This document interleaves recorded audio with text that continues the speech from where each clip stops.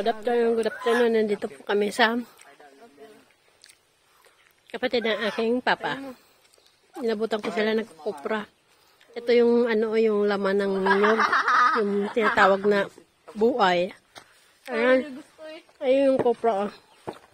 Yum, yum, yum, yum, yum, yum, yum, yum, yum, yum. Uy, pre. Balik na sa uncle ni. Ang dami pang alaga nila. Ayan.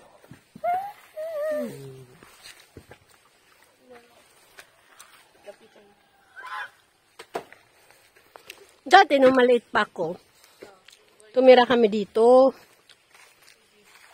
Dito yung bahay namin dati, oh. Siguro, tawag doon.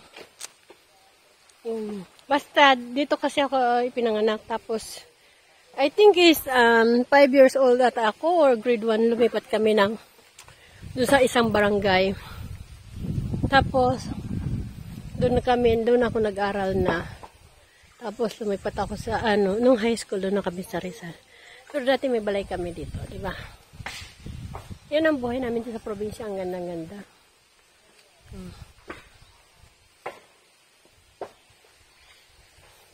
May tawag dito, tungaw. Tingnan mo ito.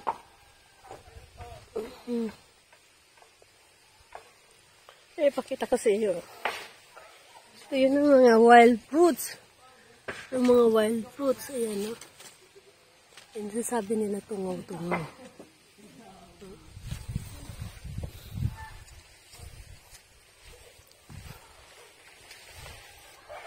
Ano ko kayo dito? Ayan. Andito na ako sa... Diba, ang sarap ng buhay sa probinsya. Malamok nga lang.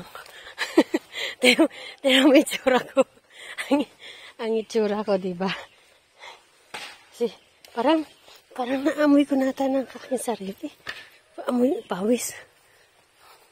Ito ang namin dito.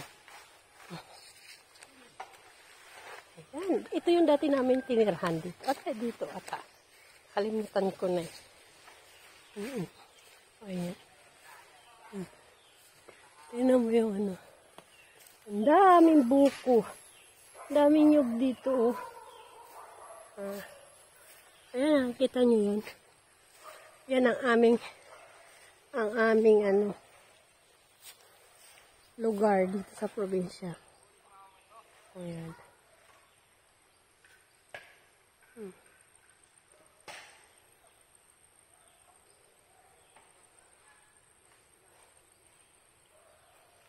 Thank you for watching. Ang daming lamok. Paano pa more? Para updated kayo palagi sa aking bagong video. Ito yung mature ako. Pasensya na kayo.